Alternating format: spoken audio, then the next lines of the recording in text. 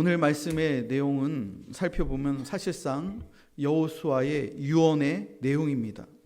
여호수아는 죽기 전에 이스라엘 백성들에게 자신의 신앙이 어떠한 신앙이며 한평생을 어떻게 달려왔는지 고백하는 여호수아의 고별 설교입니다. 여호수아는 이스라엘 자손들에게 물려줄 수 있는 가장 중요한 것은 자신이 한평생 붙들고 그리고 끊임없이 달려왔었던 신앙이라고 그렇게 생각하였습니다. 그리고 아직 가나안 정복이 완성되지 않은 상태에서 끊임없는 우상 숭배의 유혹과 그 풍조 속에서 이스라엘 백성들에게 어떻게 하면 그 신앙을 지키면서 가나안 땅에서 하나님께서 주신 그 유업을 완성할 수 있을지, 신앙을 지키며 앞으로의 미래를 대비하라고 유언의 내용의 말씀을 증거하는 그 말씀이 오늘의 말씀입니다. 오늘 본문의 1절 말씀 한번 보십시오. 1절을 함께 읽어보겠습니다. 시작. 여호와께서 주의 모든 원수들로부터 이스라엘을 쉬게 하신 지 오랜 후에 여호수아가 나이 많아 늙은지라. 본문은 이제 여호수아는 나이가 매우 많아서 늙게 되었다고 그렇게 기록하고 있습니다. 여호수아는 임종을 앞두고 있었습니다. 힘이 다 빠지고 기력이 다 쇠하여서 이제는 하나님께서 부르시는 그 임종을 기다리고 있었습니다. 하나님께서는 여호수아에게 복을 주셔서 가나안 땅에서 주의 모든 원수들로부터 승리케 하셨고 그 땅에서 안식을 선물로 주셨습니다. 이스라엘의 12지파가 가나안 땅 안에서 모두 안식을 얻게 된 것입니다. 더 이상 가나안 땅 안에 이스라엘을 대항하여 칼이나 창을 들고 대적할 세력이 이제는 거의 다 없어졌다는 것입니다. 하지만 이제부터가 진짜 싸움입니다. 여호수아가 죽은 이후부터 진짜 싸움이 가나안 땅에서 시작된다는 것입니다. 지금까지는 칼과 창을 들고 싸우는 혈과 육의 싸움이었습니다. 하지만 여호수아가 죽은 이후부터 그 다음 세대의 싸움은 혈과 육의 싸움이 아니요 가나안 땅에 보이지 않는 사탄 마귀와의 싸움, 세상 문화와의 싸움, 우상과의 싸움인 영적인 싸움이 다음 세대 앞에 놓여 있었다는 사실입니다. 에베소서 6장 12절 말씀을 보면 우리의 씨름은 혈과 육을 상대하는 것이 아니요 통치자들과 권세들과 이 어두움의 세상 주관자들과 하늘에 있는 악의 영들을 상대함이라.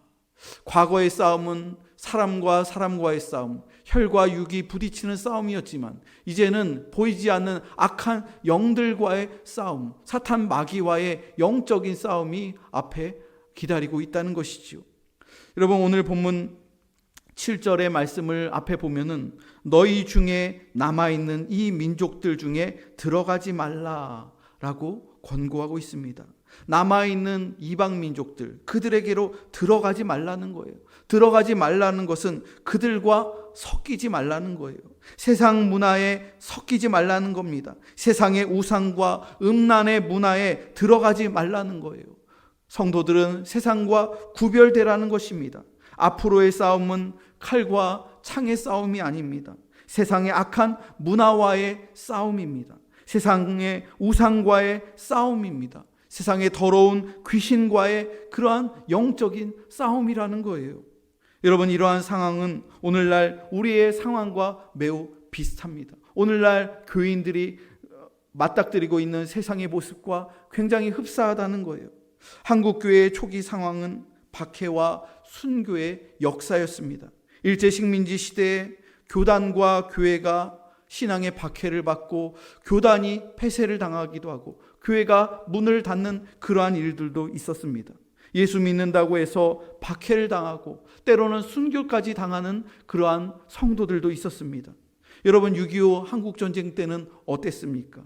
북한이 공산화가 되어서 소련제 탱크를 앞세우고 그들이 총과 칼을 들고 남침을 감행했습니다. 그때 수많은 사람들이 목숨을 잃었어요. 수많은 목회자와 장로들이 순교를 당하고 납북을 당했습니다. 그들이 서울을 점령하고 그리고 남한의 주요 도시를 점령할 때마다 항상 교회를 찾아가는 거예요. 인민군들이 교회를 찾아가서 목사를 끌어내고 장로들을 끌어내는 거예요. 그런 가운데서 인민 재판을 하고 종교는 민중의 아편이라고 얘기하면서 하나님 믿는 신자들, 예수 믿는 신자들을 때리고 감금하고 구타하고 때로는 총살을 하고, 그리고 다시 북으로 그렇게 그들이 밀려서 도망칠 때는 그때 많은 목회자들, 훌륭하신 목사님들을 납치해 갔어요. 또 장로님들도 많이 납치를 당해서 죽임을 당하고 때로는 탄광에 보내기도 하고, 그런 일들이 있었다는 거예요. 이때의 역사가 바로 혈과 육의 싸움이었죠. 하지만 여러분, 오늘의 시대는 평화의 시대이며 안식의 시대입니다. 대한민국은 세계에서 알아주는 그러한 선진 대국이 되었습니다. 문화 강국이 되었어요. 한국교회도 경제가 발전하면서 함께 엄청난 축복을 받았고 큰 부흥을 이루어 왔습니다. 하지만 우리의 눈에 보이지 않는 세상 문화와의 싸움, 세상의 악한 사탄 마귀와의 싸움, 그리고 물질 숭배와의 싸움이 굉장히 많이 지금도 치열하게 이루어져 왔고, 그 가운데에서 세상의 사탄 마귀와의 싸움에서 많은 사람들이 쓰러지고 넘어지고, 또한 한국교회도 이러한 세상의 문화 가운데에서 많이 세속화되고 많이 패배하게 되면서 넘어지고 있다는 거예요. 사탄 마귀는 오늘날 문화라는 옷으로 갈아입었습니다. 오늘날 세상 문화가 얼마나 태폐적인지 몰라요. 얼마나 세상 문화가 중독적인지 몰라요. 사탄의 지배 아래에 놓여있는 악한 문화가 얼마나 강력한지 우리의 다음 세대들, 우리들의 자녀들이 세상 사탄 마귀가 그 자녀들을 집어삼키고 있고, 또 많은 믿음의 가정을 무너뜨리고 있고, 음란의 문화가, 또 술의 문화가 많은 사람들을 그렇게 집어삼키고 있고, 가정을 무너뜨리고 자녀들을 무너뜨리고 교회를 무너뜨리는지 모릅니다.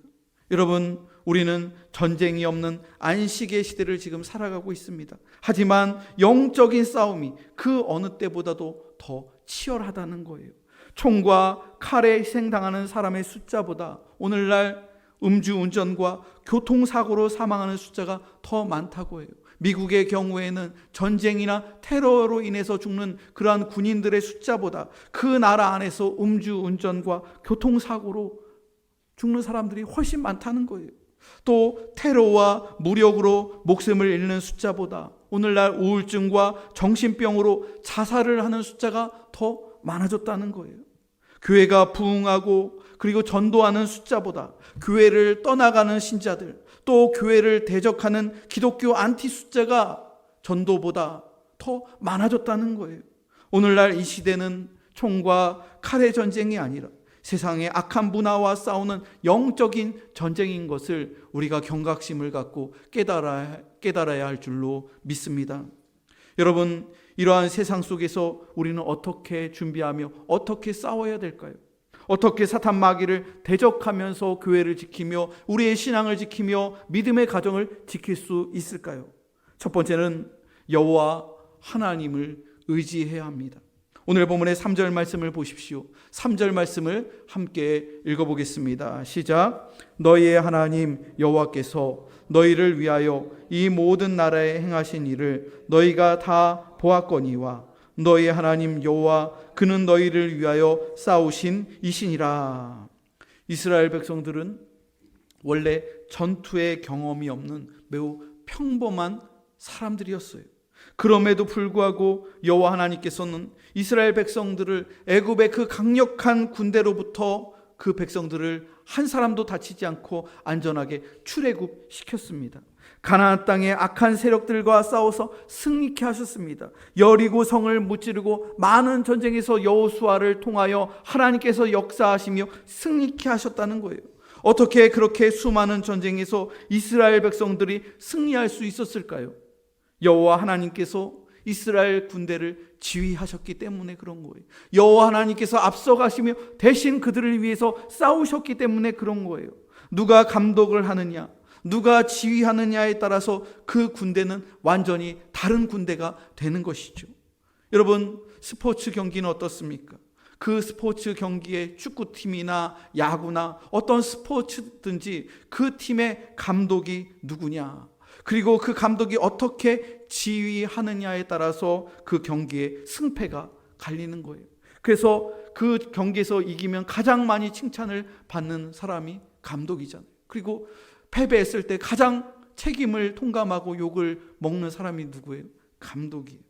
이스라엘의 가나안 땅 전쟁에서 이렇게 승리할 수 있었던 이유는 이 평범한 사람들을 강력한 하나님의 군대로 세워주시고 그들을 지휘하시고 감독하신 분이 바로 여호와 하나님이셨기 때문에 이스라엘은 출애굽을 하였고 가나안 땅에서 승리를 하여 땅을 얻을 수가 있었다는 것이죠.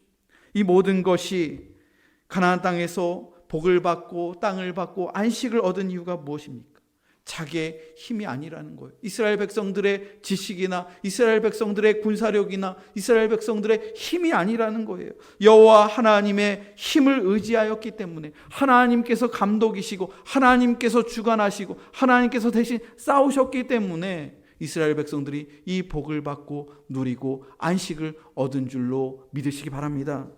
두 번째로 끝까지 가나안 세력을 몰아내야 합니다. 5절 말씀을 한번 보세요. 5절을 함께 읽어보겠습니다. 시작. 너희의 하나님 여호와 그가 너희 앞에서 그들을 쫓아내사 너희의 목전에서 그들을 떠나게 하시리니 너희의 하나님 여호와께서 너희에게 말씀하신 대로 너희가 그 땅을 차지할 것이라. 가나안 족속을 쫓아내야 된다는 거예요. 그들을 떠나라고 하나님께서 말씀하셨습니다. 하지만 이스라엘 백성들은 여호수아의 명령을 어기게 됩니다. 그들을 쫓아내지 않고 그들과 더불어 사는 공존을 모색하기 시작하는 거예요. 더 이상 싸우기가 귀찮다는 거예요. 그들과 좀 타협하면서 편하게 살자는 거예요. 그들을 떠나지 않고 그들과 속해서 더불어 섞이면서 그들과 타협하고 공존하면서 살아가기 시작했다는 거예요. 여러분, 어떻게 해야 가나안 족속을 몰아낼 수 있을까요? 어떻게 해야 세상 문화를 끊어내고 하나님의 신실한 백성으로 경건하게 우리가 신앙생활하며 승리하며 살아갈 수 있을까요? 그러기 위해서는 우리 성도들이 단호해야 합니다. 의지적으로 결단해야 합니다. 세상과 세상의 신과 우상을 쫓아내야 되는 거예요. 철저히 세상의 그 거짓된 문화로부터, 세상의 불의한 문화로부터, 또 세상의 우상과 미신으로부터 완전히 단절시키고 떠나야 된다는 거예요. 그걸 끊어내야 한다는 것이죠. 여러분, 아브라함이 축복을 받은 이유가 무엇이에요? 아브라함이 믿음의 조상이 될 수 있었던 이유가 무엇입니까? 그가 하나님께로부터 부름을 받았을 때 적당히 하지 않고 타협하지 않고 떠났기 때문에 그런 거예요.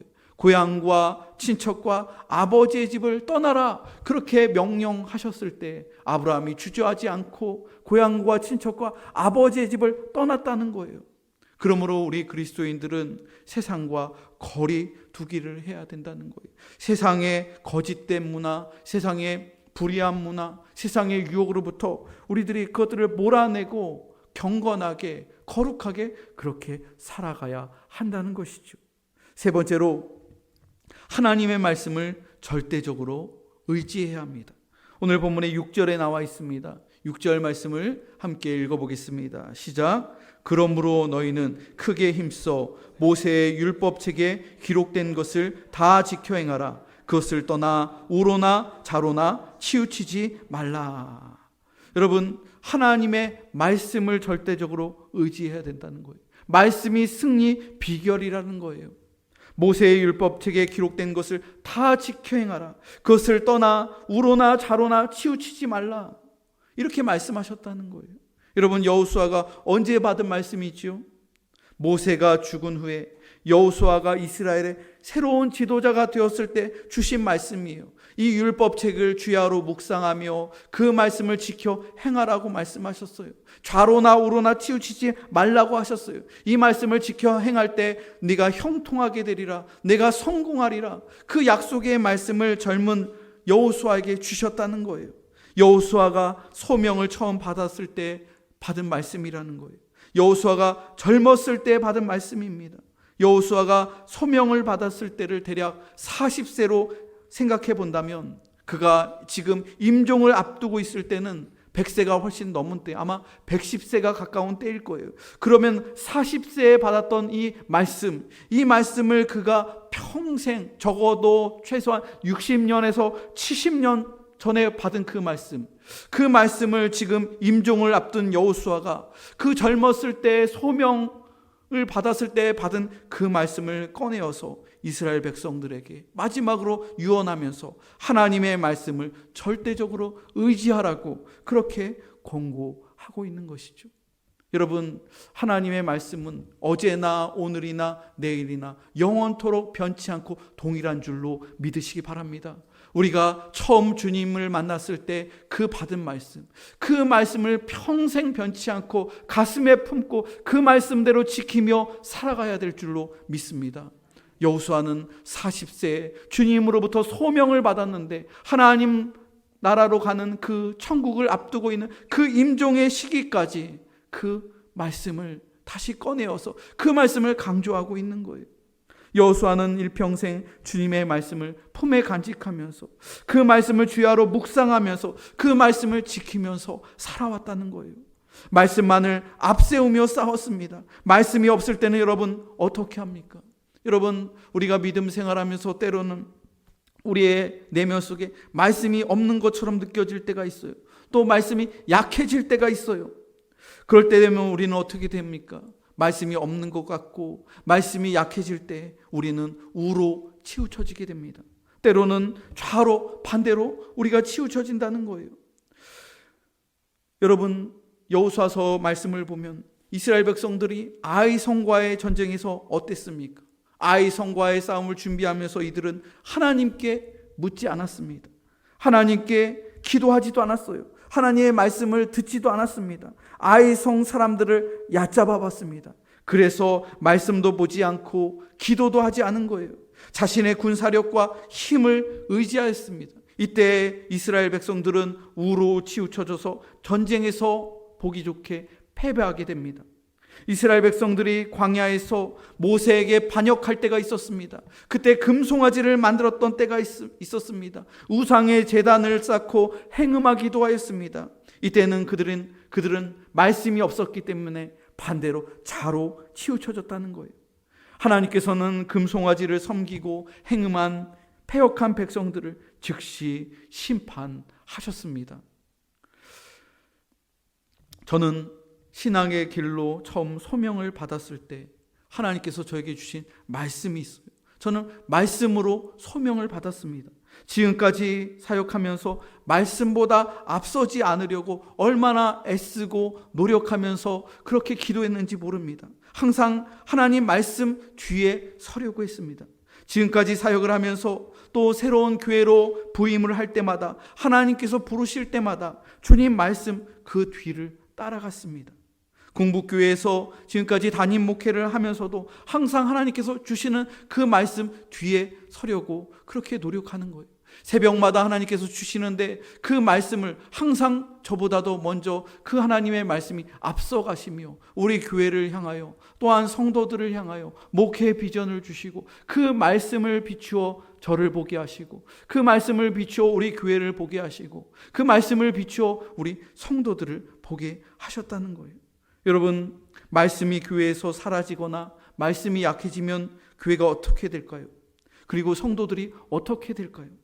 말씀이 없어지면 우로나 좌로나 치우쳐지게 되는 거예요. 우리 성도 개인에게 말씀이 약해지고 말씀이 없어지면 어떤 사람들은 우로 치우쳐지고 어떤 사람은 좌로 치우쳐지는 거예요. 그냥 갈팡질팡하는 거예요. 교회 역시 마찬가지라는 거예요.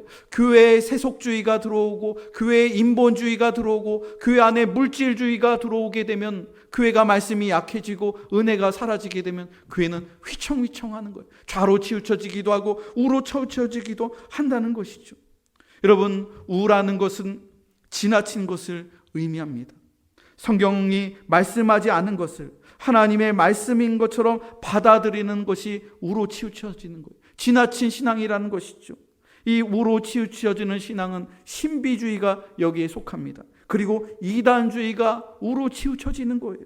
어떤 교육자들은 너무 은사를 중시합니다. 지나치게 은사를 중시하다 보면 신앙이 우로 치우쳐지는 거예요.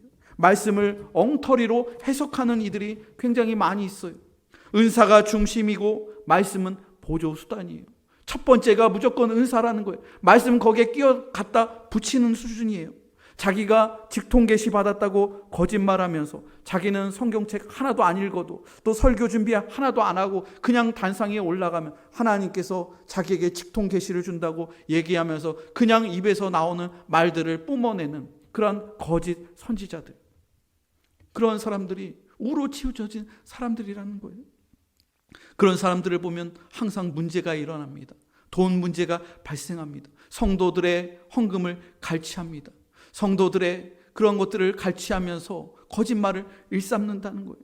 이런 사람들이 오늘날에도 교계에 얼마나 많은지 몰라요. 또 여러분, 자로 치우쳐지는 경우가 있습니다. 자로 치우쳐지는 것은 무시하는 것을 의미합니다. 하나님 말씀을 무시하는 거예요. 하나님의 말씀보다 과학이 더 중요하다고 보는 입장이에요. 하나님의 말씀보다 물질이 더 중요하다고 생각하는 거예요. 하나님의 말씀보다 세상 지식이 더 중요하다고 생각하는 사람들이에요. 여러분, 하나님의 말씀을 믿지 않는 사람들, 좌로 치우쳐진 사람들이에요. 좌로 치우쳐지면 어떻게 됩니까? 세속주의화되고 인본주의화 되는 거예요. 오늘날 왼쪽으로 치우쳐진 교회도 굉장히 많이 있습니다. 하나님의 말씀보다 세속적이고 인본주의를 추구하는 교회와 성도들이 점점 늘어나고 있어요. 여러분, 교회는 우로나 좌로나 치우쳐지면 안 된다는 거예요. 하나님의 말씀을 따르며 균형을 잡아야 된다는 거예요. 신앙의 균형이 있어야 됩니다. 그 균형을 무엇으로 잡습니까? 또한 교회 역시 균형을 잡아야 됩니다. 교회 전체가 균형을 잡아야 되고 또 성도들이 균형을 잡아야 되고, 그 균형을 잡는 것은 바로 하나님의 말씀이라는 거예요. 하나님의 말씀, 성경 말씀, 그 말씀이 중심이 될 때, 그 말씀을 통해서 예수 그리스도께서 어떠한 분이신지를 우리가 알게 되고, 예수님의 십자가의 의미를 알고 예수님의 부활의 의미를 우리가 알게 되고, 성령 하나님께서 어떻게 우리에게 성령 충만을 주시는지, 성령의 은사가 무엇인지, 성령의 열매가 무엇인지를 성경 말씀을 통해서 우리가 깨닫게 되고 좌로 우로 치우쳐지지 않는 균형 잡힌 신앙으로, 그러한 교회로 나아갈 수 있다는 것이죠. 여호수아는 마지막으로 이스라엘을 축복하고 있습니다. 축복을 하는데 1000배의 축복을 하고 있습니다. 오늘 본문의 10절 말씀 한번 보십시오.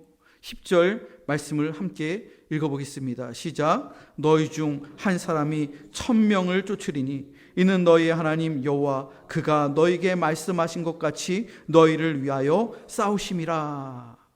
저는 이 10절 말씀을 묵상하면서 가슴이 얼마나 오늘 뛰었는지 모릅니다. 이제 100세가 넘어서 임종을 앞두고 있는 여호수아가 처음 하나님께 받았던 그 말씀을 일평생 지키며 행하며 그 말씀을 뒤따라 갔을 때, 그가 마지막으로 숨을 거두기 전에 이스라엘의 모든 사람들에게, 지도자들에게 유언을 하는 거예요. 너희 중 한 사람이 1000명을 쫓으리니. 한 사람이 1000명을 이긴다고 이 여호수아가 임종을 앞두고 말을 하는 거예요. 여러분, 다른 말로 이 말씀을 해석한다면 한 사람이 1000명의 몫을 감당한다는 거예요. 한 사람의 인생이 1000명의 인생을 살 수 있다면 얼마나 복되고 아름다운 인생일까요? 한 사람이 1000명 사람의 몫을 감당하고 그 사명을 감당하고 그 사역을 한다면 얼마나 축복된 인생이고 얼마나 값진 인생일까요? 여러분, 어떻게 한 사람이 1000사람의 몫을 감당할 수 있을까요? 성령 받으면 충분합니다. 하나님께 붙들리면 가능하다는 거예요. 여러분, 사사 삼손의 생애를 한번 생각해 보세요. 사사는 하나님께 은사를 받은 사사였습니다. 하나님께 능력을 받은 사람이었습니다. 그의 힘은 1000명의 힘을 능가하는 힘을 그가 가졌습니다. 그가 성령으로 충만했을 때 그 한 사람이 1000명을 이기고도 남는 능력이 있었다는 거예요. 또한 여러분, 출애굽의 지도자 모세를 생각해 보세요. 모세가 하나님의 사람이 되었을 때, 그가 하나님께서 사용하시는 능력의 지팡이를 오른손으로 붙잡았을 때 그가 하나님의 지팡이가 된 거예요. 하나님의 오른손에 딱 붙잡히는, 쓰시기 편한 그러한 지팡이가 되었을 때 모세 한 사람이 1000사람 1000명의 이상의 일꾼이 된 거예요. 1000명을 능가하는 놀라운 위대한 종이 되고 지도자가 되었다는 것이죠. 또한 여러분, 여호수아는 어떻습니까? 여호수아 역시 1000명의 몫을 넉넉히 감당하고도 남는 그러한 위대한 지도자가 되어서 가나안 땅을 정복하고 가나안 땅을 분배하고 한 사람이 1000명을 쫓는다, 한 사람이 1000명을 이길 수 있다, 그렇게 유언하면서 천국으로 가고 있는 것이죠. 사랑하는 성도 여러분, 우리 공복교회와 성도들이 기도할 때마다 하나님, 우리 교회가 1000명 모이는 교회보다 더 큰 일을 감당하는 교회가 되게 해주십시오. 하나님, 우리 교회가 지금은 작지만 하나님, 우리 교회에 있는 성도 한 사람이 1000명의 역할을 감당하는 교회가 되달라고 그렇게 기도하시기 바랍니다. 또한 담임 목사가 1000명 모이는 교회보다 더 목회를 열심히 하고 더 목회를 탁월하게 하고 하나님의 말씀에 충실한 그러한 충실한 말씀의 종이 되어서 정말로 1000명의 목회를 감당하는 그러한 목회자가 될 수 있도록 여러분 중보 기도해 주시기 바랍니다. 우리의 장로님들이 1000명 교회의 장로님들보다 더 충성 봉사하는 장로님들이 되어 하나님께 칭찬받으며 상급받는 장로님 될 수 있도록 여러분 기도하시기 바랍니다. 우리 공복교회 성도들이 1000명 모이는 교회에 그러한 마인드를 갖고 그렇게 우리가 봉사하고 그렇게 신앙 생활한다면 여러분, 하나님께서는 100배의 축복뿐만 아니라 한 사람이 1000명을 감당하는 그러한 교회로 우리를 들어 사용하실 줄로 믿으시기 바랍니다. 이러한 믿음과 마음으로 우리 공복교회가 또 모든 성도들이 신앙 생활을 하고 우리가 사역을 감당한다면 하나님께서는 우리 교회와 성도들에게 우리가 생각하는 것보다 우리가 구하는 것보다 더 능히 넘치도록 1000배의 축복을 내려 주실 줄로 믿으시기 바랍니다. 할렐루야. 이 산지를 내게 주옵소서. 이 고백을 갈렙이 80세에 하였습니다. 하나님, 우리 공복교회가 이제 70년이 넘었습니다. 또한 우리 교회 장로님들과 권사님의 연세가 70이 넘어 또 80으로 나아가는 우리 권사님 장로님들 계십니다. 하나님 아버지, 우리 공복교회를 향하여 이 산지를 우리에게 허락하여 주시옵소서. 마지막 때 하나님, 우리 교회에 갑절의 축복을 주셨사오니 하나님, 우리 공복교회의 모든 성도들이 1000배의 능력과 축복을 받게 해달라고 함께 기도하시기 바랍니다.